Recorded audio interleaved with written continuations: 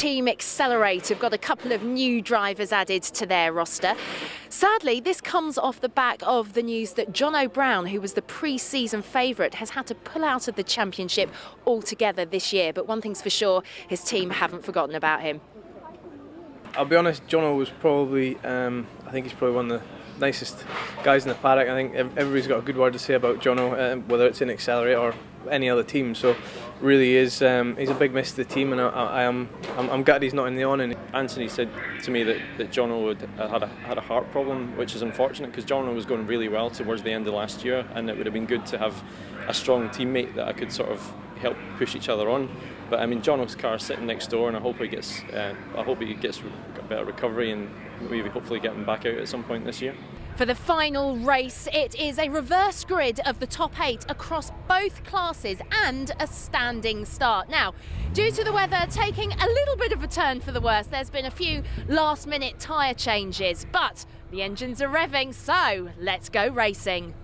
Well, the good news is the rain stopped falling. The bad news is that it's still very, very treacherous. So it's Henry Dupree who takes advantage of the reverse grid to share the front row with Mark Stewart, then Hamish Brandon and Chris Knox on row 2. In the Cooper class, Simon Walton takes pole from Mark Wakefield, and then Gideon Cresswell and Josh Gollim. So we are ready for the off here for the final time this weekend at Donington Park, and away we go. It's a brilliant start from Mark Stewart. Also well away is Hamish Brandon, and Henry Dupree rather being swamped by those around. And surprisingly, as it's a real art to get these cars off the line in such treacherous conditions as they turn through Redgate for the first time. It's the blue car, Lawrence Davey, finding traction to the outside line where it's maybe just a little bit grippier, as he packed all cleanly through with no rotations. Then they plunge downhill, and with the exception of Mark Stewart with absolutely zero visibility, in car with Henry Dupree, and around he goes, and he takes the Polystyrene marker with him, has a lurid spin down the Craner curves. Don't roll back onto the track, he stops just at the edge of the circuit. Hopefully he'll recover from there. So it is Stewart who leads the way. Second place, it's the similar black car of Chris Knox, then Lawrence Davey, who is going to challenge around the outside of the Knox as they come out of McLean's on towards Coppice. Hamish Brandon in fourth as they turn into Coppice in car with Chris Knox, who is right up behind Stewart as well, gets sideways and taps Lawrence Davey as a consequence, as he's going to lose the place to Hamish Brandon. Should hold on to third though, nothing malicious in that whatsoever. Knox, you could just see, went a little bit sideways and had no space to recover. So it's now the turn of Hamish Brandon to challenge Mark Stewart as the leading group of cars, all bunching up through the Robert chicane and sprinting on to complete the first lap of the race. So it's the black machine of Stewart, then the red car of Hamish Brandon, then the black car of Knox, black and yellow machine of Luke Cordell. Going back a couple of years, don't forget Knox and Cordell had such a ferocious fight for the title. And Chris Knox takes 2 cars in one move into Redgate. Absolutely brilliant manoeuvre that from Chris Knox. It's further behind, Kevin O'Connor slides through the grass. And Redgate corner is so tight as well. Chris Knox judged that absolutely to perfection. He now leads the way. Luke Cordell followed through in these wheel tracks. He jumps to second. Hamish Brandon in third. Up to fourth has come Chris Russell. There's Chris in the black car with the turquoise stripe. Mark Stewart was rather the victim in all of that. And now that Knox is through, he's beginning to pull clear. And maybe we've had a mistake there from Cordell, because he's lost out to both Brandon and Russell on the run from the old hairpin through Schwantz onto McLean's. And will that give Chris Knox possibly the decisive advantage into proceedings here? Because these cars being so evenly matched, if you can make a gap, it's often quite hard for your rivals to chase it down. What about the Cooper class? Matt Wakefield and Ricky Page, they are busy doing battle, trying to get themselves into a podium position. It's Shane Stoney, surprisingly, who is leading the way. Well, the fight for second through Roberts. Still Hamish Brandon from Chris Russell and Luke Cordell. There is our race leader, Chris Knox. He's not that far clear, only about a second or so, but in the Power Max Mini Challenge, that is almost an eternity. He's got 4 car lengths worth an advantage into Redgate. Ricky Page, meanwhile, continuing his progress up through the order. That's William Phillips and Chris Stoney who are surrounding him. And in fact, Phillips moves ahead of Ricky Page as the Cooper class string out down the start and finish straight. Immediately though, Phillips defending from Page and Chris Stoney, and it's Stoney in fact following through. Ricky Page losing another place, perhaps enjoying these wet conditions as much as the dry weather. Luke Cordell and Chris Russell have both been able to elevate themselves up ahead of Hamish Brandon, who is now beginning to slip into the clutches of Simon Quinn as they accelerate out of Roberts, and the track conditions just marginally improving. It's leading the way. Cordell then up into second, and I wouldn't say it's a dry line, but there is a distinct racing line.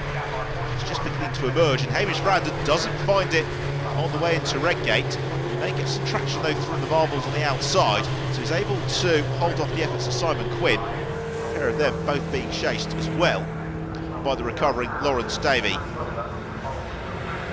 Down through the trainer curves, in car with Simon Quinn, who goes sideways. The car snaps away under braking as he slithers across the track. Somehow knocked his front spoiler askew in all of that as well. While Ricky Page and Chris Stoney still doing battle in the Cooper class. That's being led by Shane Stoney from Gideon Cresswell and Josh Gollin. Ricky Page looks to the outside of Stoney as they arrive into Redgate, no way through there. And they are about to be caught by the race leader Chris Knox, who is sidling his way through this Cooper class battle. Adrian Norman, one of the next cars that he is about to elevate himself clear of, which he does as he accelerates down through Hollywood into the Craner curves. And this has been a very fine performance from Chris Knox.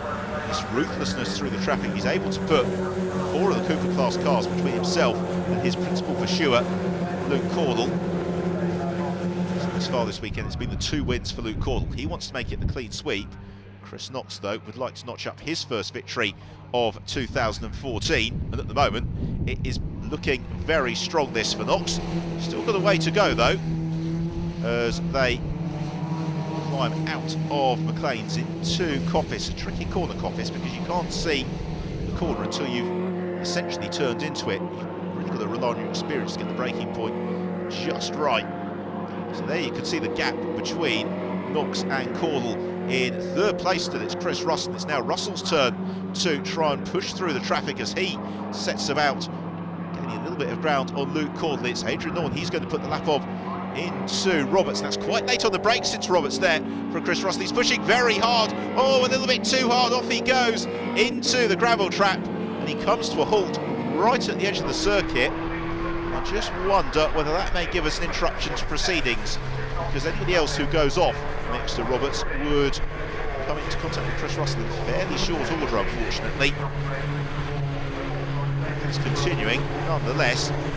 Particular William Phillips and Mark Wakefield having a super scrap in the Cooper class. A pair of them just ahead of Peter Diamond, and no surprise, the red flag does come out and brings a premature end to a very entertaining race.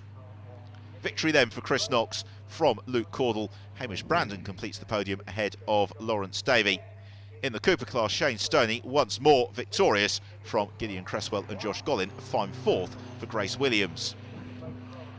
It's been a tough weekend's racing in the Powermax Mini Challenge. Now it's time to celebrate with some champagne on the Donington Park rostrum.